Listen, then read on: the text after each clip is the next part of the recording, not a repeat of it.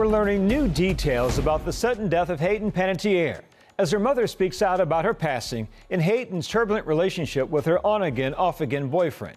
Why her mother says they tried to get him out of Hayden's life. Now Hayden's mom has reacted underneath a post about the situation, commenting she needs justice.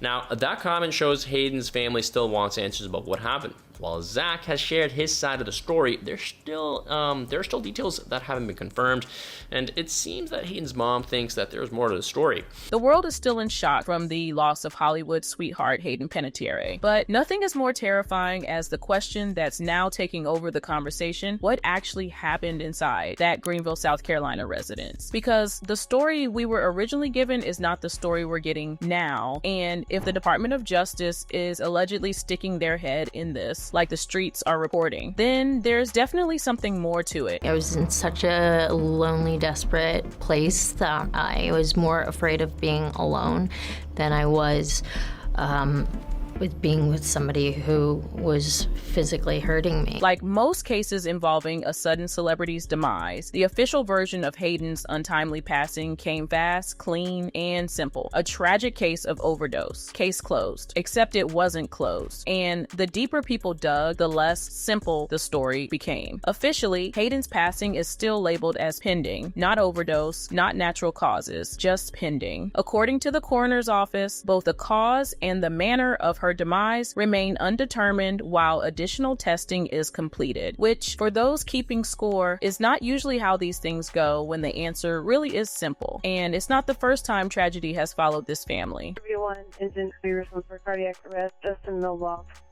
701 East Bridge Road, apartment. 701 East Bridge Road, apartment.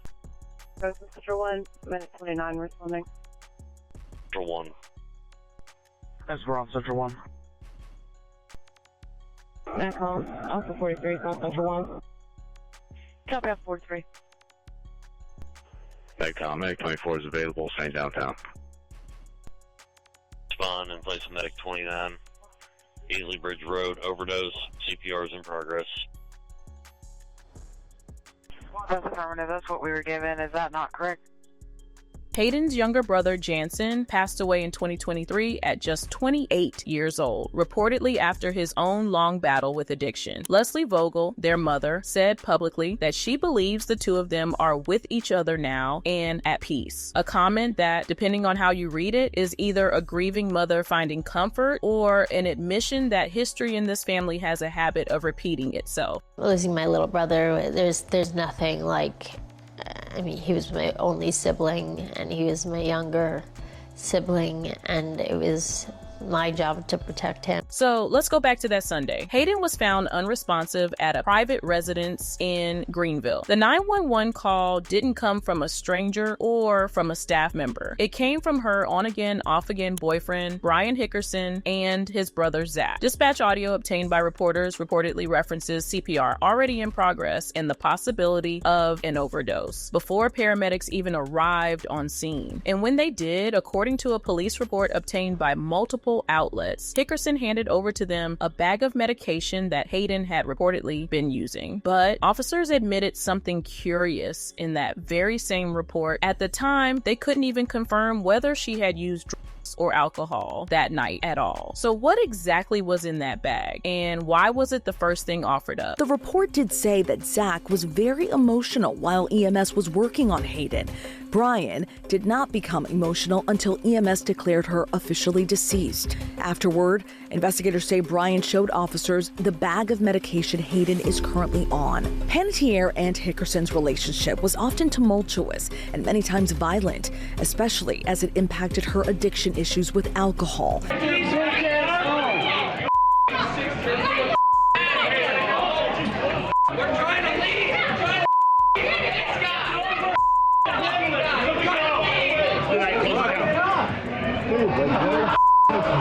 Brian, Bill!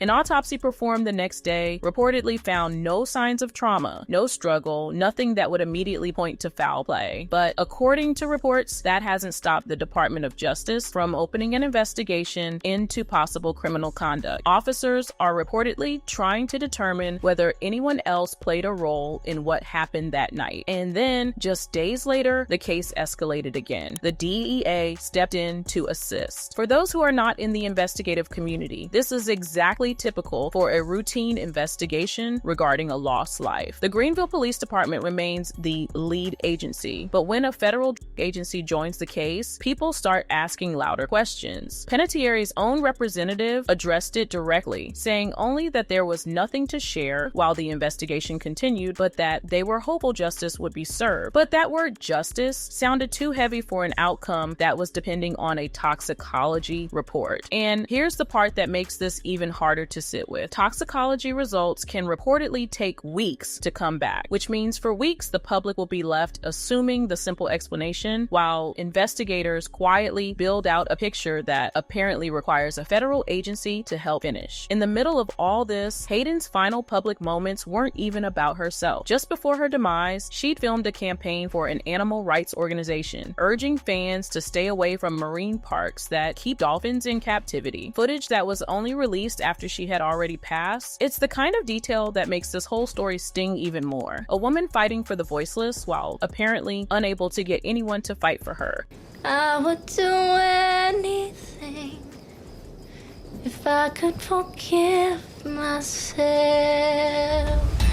It became this horrible cycle. The doctor told me that if I didn't stop drinking, I'd be dead within 5 years. Now, let's not forget the timing of all of this. Just months before her death, Hayden released her memoir, laying out years of postpartum depression, addiction, trauma, and abuse in explicit, gut-wrenching detail. She named no names outrightly, but she made it painfully clear the damage came from people who were supposed to protect her, people she trusted, and now the man who called 911, the man who reportedly handed over her medication, the man she once accused of abuse severe enough to keep her locked inside her own home for weeks. That same man was the one standing over her when it mattered most. Coincidence? Maybe, but it's the kind of coincidence that federal agents don't typically fly in for. As of right now, no cause of death has been confirmed. No arrests have been made. No official statement has named a suspect. Everything from here forward is still pending, still under review, and still very much unresolved. But if history has taught us anything about stories like this one, the official timeline and the real timeline